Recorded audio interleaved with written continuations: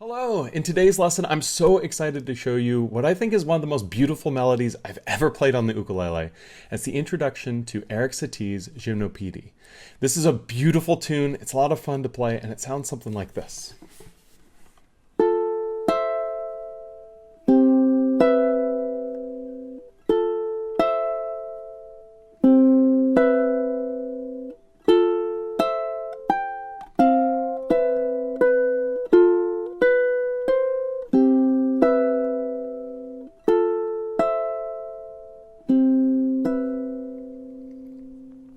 This beautiful melody sounds so great on the ukulele because we utilize open strings and legato techniques to create this really smooth, flowing, just beautiful sound that really highlights this timeless melody.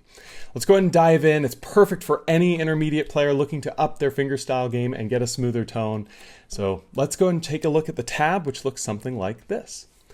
Now, the tabs that are on screen here, they're available completely for free. Download link right here. And if you want to download and follow along, just click the link.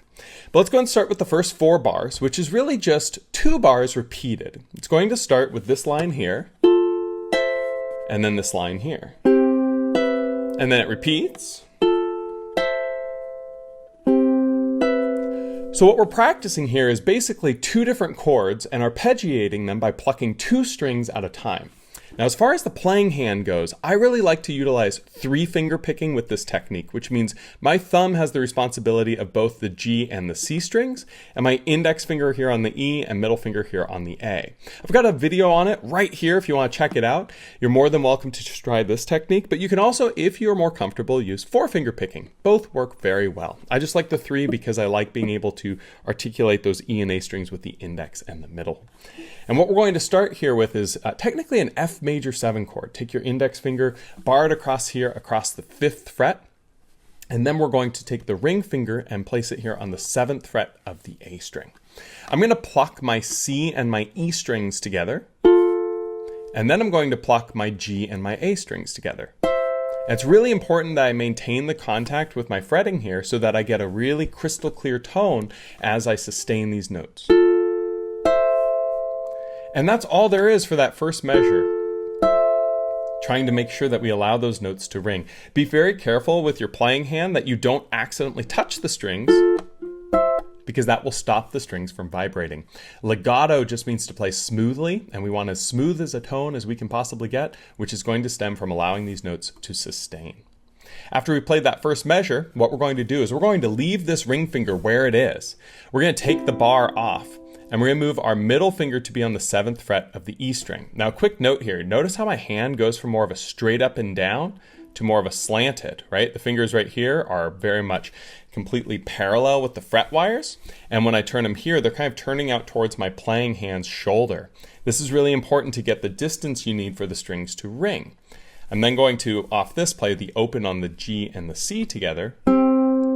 And I need to use my thumb and my index for that, sort of breaking the 3-finger pattern for a moment. And then I'm going to pluck the E and the A strings here at 7, and I like to use my index and middle fingers for that. Again, make sure that I don't accidentally touch the strings in between playing them to allow it to ring as much as possible.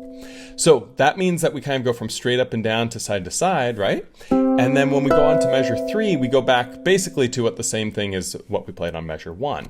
So here's the trick. This index finger starts going towards the 5. I start straightening out a bit, but notice how these fingers stay fretted until the last possible minute when I put the bar on and try to get that tone. If I make that switch early, it sounds like this.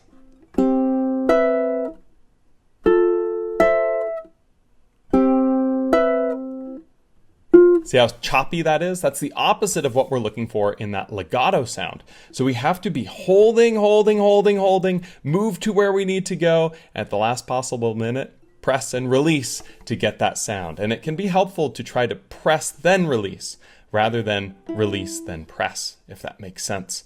And what that ends up like is something like this for the first 4 measures. Again, listen to how smooth the sound is, but also just look at how my fingers are moving and notice how it's trying to allow those strings to ring as much as possible.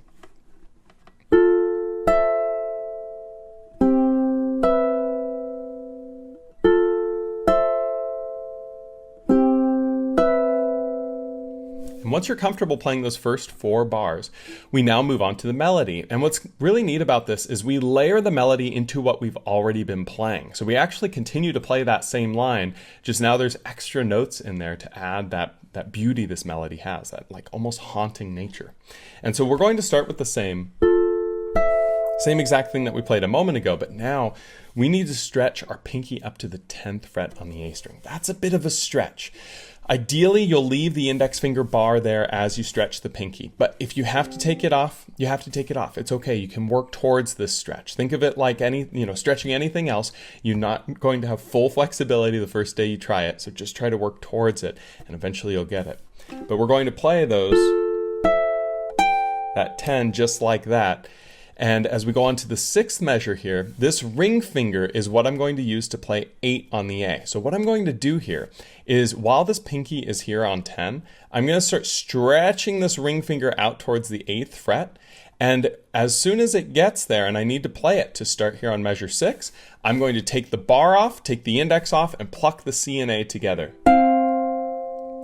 And then for the next note, I'm going to play the 7th fret on the A and the E strings. So I'm going to need this ring finger to slide down and take the middle finger, stack it over the top on 7 of the E. So we have 7E, 7A. I'm going to play that, followed by just the 7 on the E string there with the middle finger. And so this is quite challenging, but it looks like this. And sometimes it can be helpful kind of looking into it. 5 to 6.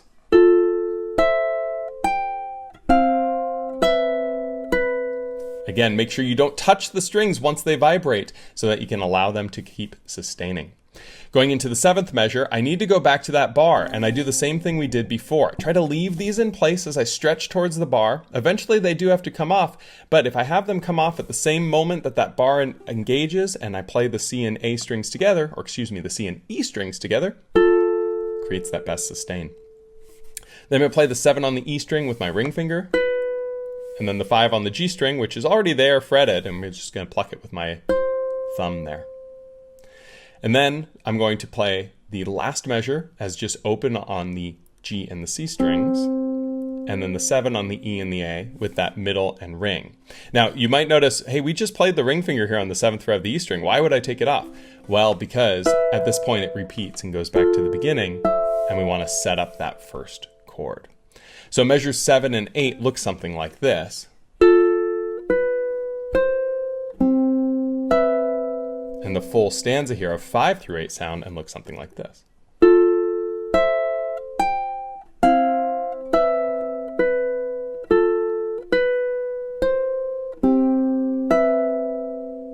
And at this point we repeat. We just go back to the beginning, play it through as many times as we like. It's just such a beautiful melody to keep playing again and again. I can't tell you how long I've just been sitting and playing this since I worked it out. It's just so pretty. And again, it's a really wonderful exercise in getting good sustain and legato. One more time, legato means to play smoothly. And the best way to play smoothly on the ukulele is to allow your strings to ring out. Because when one string is ringing when the next is played, that creates a smooth transition between those parts. And this tune is perfect to work on that. It is very challenging though, because we have to sort of hold positions until the last possible minute to make that change, but that's exactly what's so rewarding about it. When in doubt, try to leave the fingers engaged until they have to move. Bring the camera back up now. This is the iconic opening to this beautiful tune, but if you'd like to learn more about this song, I have a full tutorial and tab available over at my Patreon page. And actually, each month we do a lesson vote based on patron suggestions, and this happened to win last month's vote, which was super exciting to be able to work out this tune. Again, I had just a blast with it. It's a tune I'm going to be exploring for a long time because it's such a vibe. It sounds so nice, and I really hope that you enjoy it as much as I've enjoyed working on it. As always, if you have any questions, feel free to leave them down in the comments below, and I'll look forward to seeing you next time on the next lesson here on this YouTube channel. Leave a like, subscribe. It really does help all that algorithm stuff. I'll see you next time. Thank you so much.